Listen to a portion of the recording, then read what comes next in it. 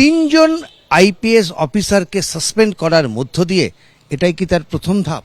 হ্যাঁ, এই আইপিএস অফিসাররা সেমিনার রুমে ছিলেন এবং ইন্দিরা মুখার্জি তিনি হচ্ছে সেমিনার রুমে কারা কারা ছিল এটা প্রেস মিট করে মিথ্যে কথা বলেছেন। এবং এই একজন অভিষেক গুপ্তা তিনি আমার মেয়ের ডেড বডির সামনেই ওর বাবার কাছে টাকা ধরাতে এসেছিল এবং সেটা যেন আমরা না বলি তার জন্য মানে আমাদের থ্রেট দেওয়া হয়েছিল। কেন বলেছো মানে তোমার মেয়ের আর বিচার পাবে না, এটা বলেও আবার একটা ভিডিও করিয়ে নেওয়া হয়েছিল জোর করে আমাদের কাছ থেকে।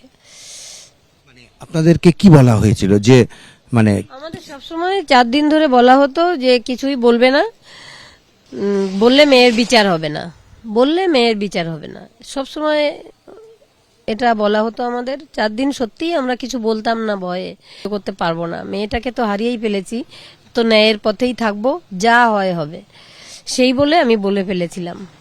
আর সেদিন যদি আমি না বলতাম হয়তো কোনোদিনই মুখ খুলতে পারতাম না।